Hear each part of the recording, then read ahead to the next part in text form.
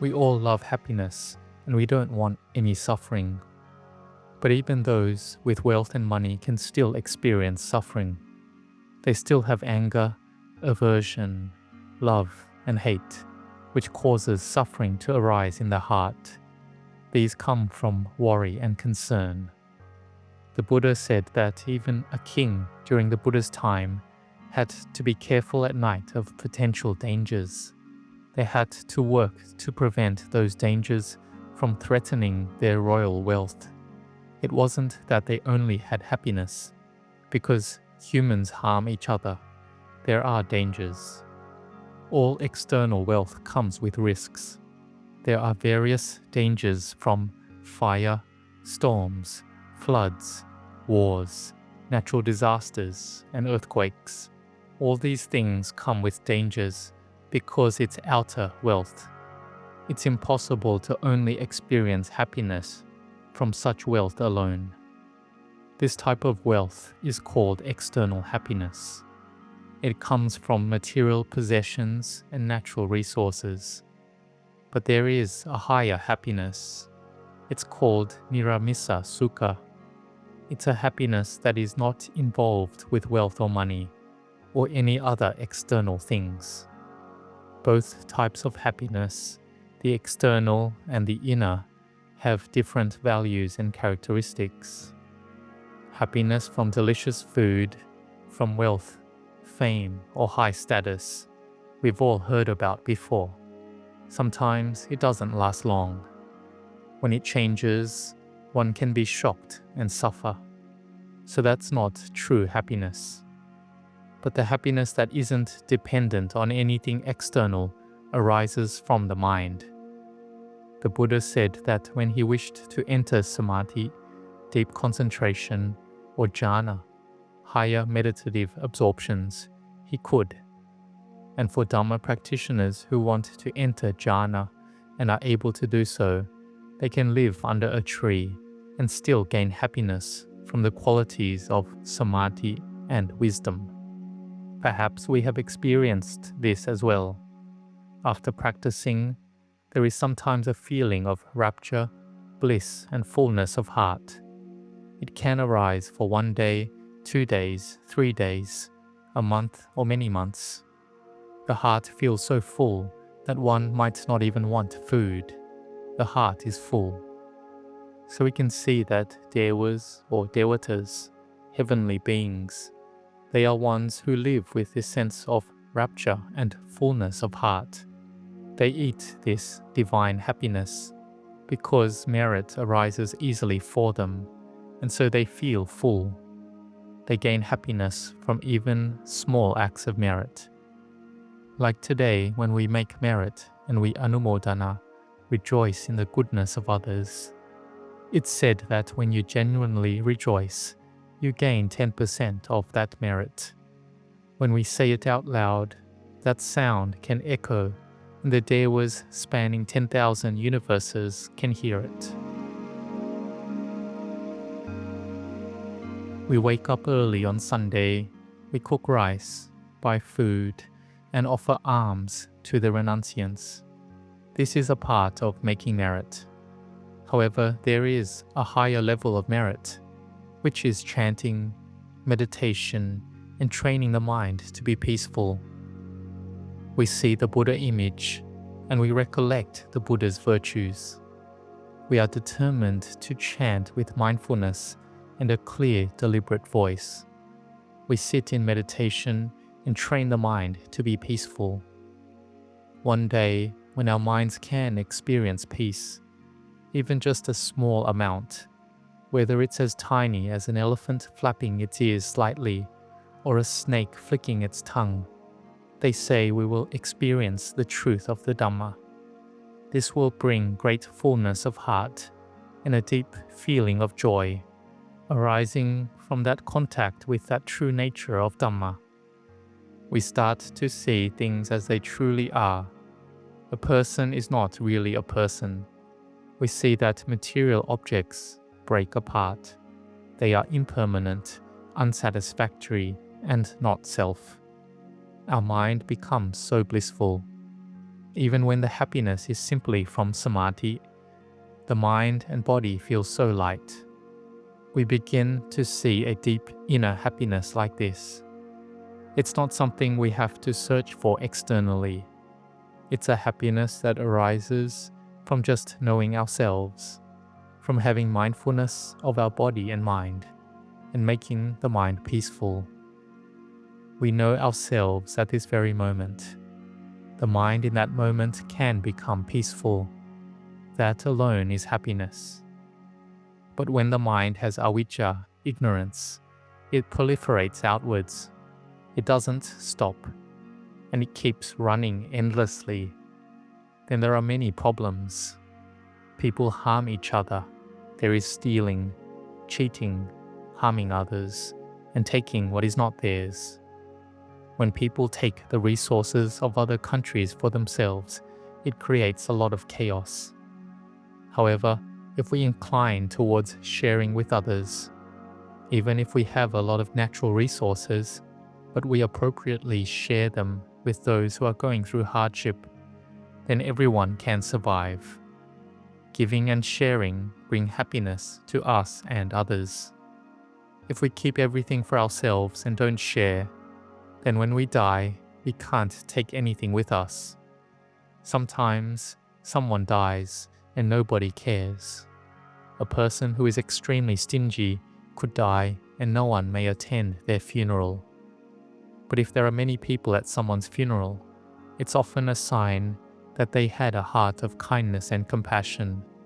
We've probably seen cases like this. Take, for example, the owner of the electric fan brand Hatari, who was a known philanthropist. He donated many millions. He had a generous heart. Or others, those who had a poor upbringing, but as they grew in wealth, they were determined to make merit and focus on doing good. Many people are like this, and we can rejoice with them. When they saw the value of goodness, they gained happiness of heart. It wasn't just about building monasteries. It's also important to build hospitals or support education for children.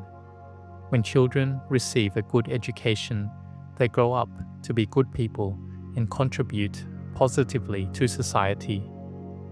We have the choice to build goodness ourselves. Merit and skillfulness are within our own hands. But the highest merit is the happy and peaceful mind. This kind of happiness lasts much longer than any happiness that comes from external things. We need to develop the mind more, not just focus on external things. If we believe that something we get from outside will bring us lasting happiness, it's not true. When those external things disappear, our mind won't be peaceful anymore if we are attached. Think about someone who has a precious diamond, 1, 2, or 3 carats. If it disappears, the mind that is still attached to it will suffer greatly. But once we find it, we feel better, more at ease. However, if we had given that diamond away in generosity, our mind would already be inwardly fulfilled. When we think back on that act of giving, we feel at ease. That's the lasting happiness that comes from acts of generosity and giving things away. In reality, many people with wealth and convenience still have chaotic minds and suffering. On the other hand, there are those with a simple life, a peaceful mind, and a heart full of metta, loving kindness. That is real happiness. True happiness does not lie in material objects. It lies in the heart. The mind is chief. The mind is the leader. We need to develop the mind according to the fundamental principles of the Buddha's teachings. That way, we can gain nirāmisa-sukha, the happiness that doesn't depend on anything outside. We as Buddhists need to train and develop the mind to have that firmness and stillness, so we can experience deep peace. That peace of heart arises from many things: contentment, living with few wishes, being free from greed, and not spending excessively. We should also stop comparing ourselves to others. This person has more, that person has less. When we compare like this, we feel inferior or lose our sense of self-worth. Without wisdom, we are always comparing ourselves with others. Defilements encourage us to do this. From childhood, we compare ourselves to others. But there's another way to look at it.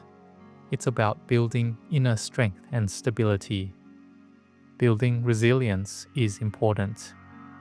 Those who don't have much may possess stronger forbearance because of their hardships. Venerable Ajahn Chah once said that a poor person, if they become a little worse off, they can still survive.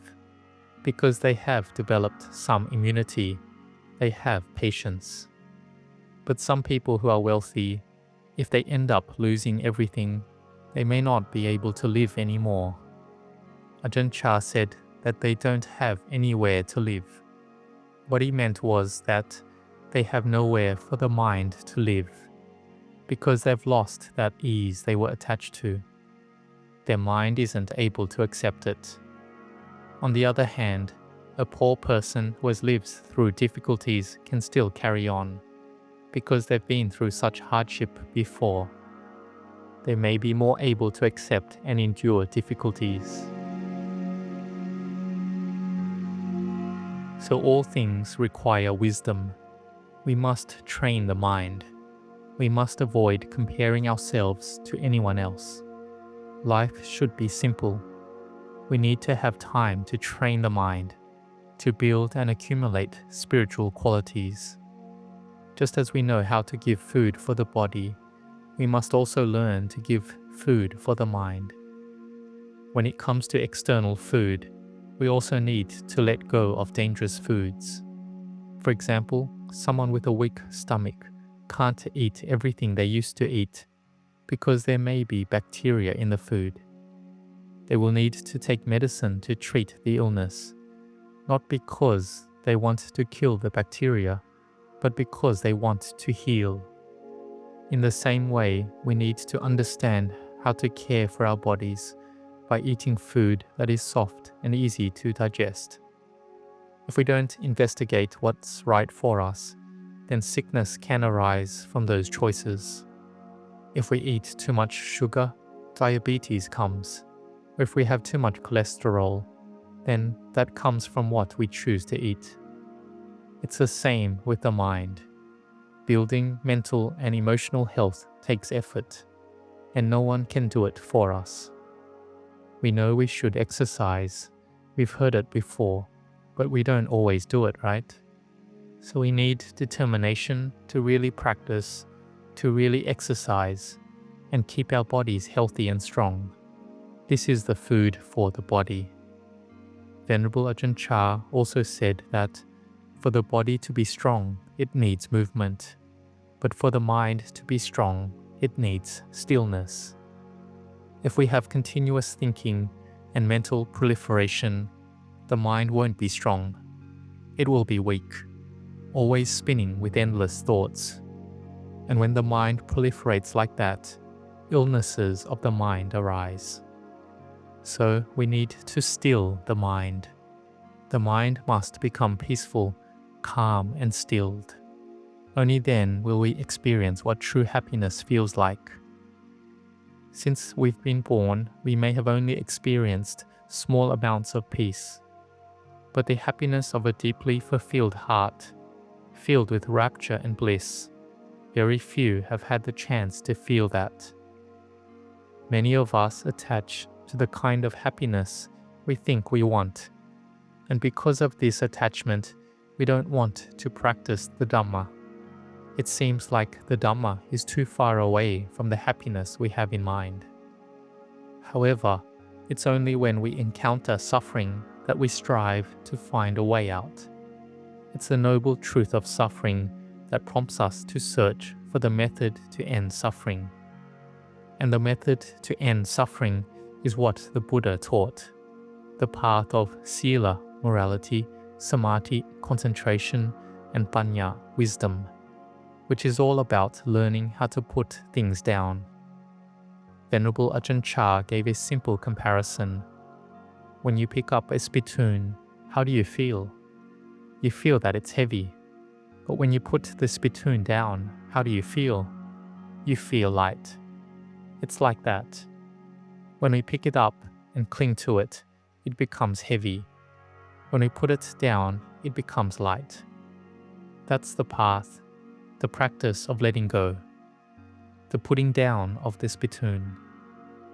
If mental defilements arise, that's like picking up or lifting the spittoon again. We hold it up and it becomes heavy. There was once a man who had great suffering in his heart. He couldn't bear the suffering in his life anymore. So who should he go for help? He went to find a doctor, but not just any doctor, the best doctor of the mind. He went to Wat Nong Papong, where he met Venerable Ajahn Chah. Ajahn Chah saw his face and eyes and immediately knew that this man was suffering greatly inside. He saw the suffering like an X-ray. But Ajahn Chah didn't say anything yet. He was directing those doing chores at the time. Ajahn Chah then turned to him and asked, "Is the bucket heavy?" "Yes, it's heavy," the man replied. "So if it's heavy, why don't you put it down?" Ajahn Chah asked, "Would it feel lighter?" "Yes, it would be lighter," the man said. And so he put down the bucket along with the heavy heart. The burden of his life's problems was set down at the same time. This was a kind of Zen-like teaching that Ajahn Chah used, but it takes someone with wisdom to realize the depth of such a simple lesson. At that moment, the man felt light-hearted. He had let it all go. That is a practice that leads to true understanding. It leads to nirāmisa-sukha, the happiness that is free from anything external. It comes from within ourselves. And so we must begin at the beginning. It starts with giving, helping others, and cultivating kindness towards one another, without anger or ill will. We must train and develop the mind. That training has great value. No matter where we live, even if we don't have much wealth, if we train the mind, we will still possess something of immeasurable value. Giving dana, generosity, keeping precepts, and listening to Dhamma talks like this, it shows that we have already built a lot of merit and spiritual qualities. May you be determined to continue to train the mind so you may discover true happiness in your life. May you grow in blessings.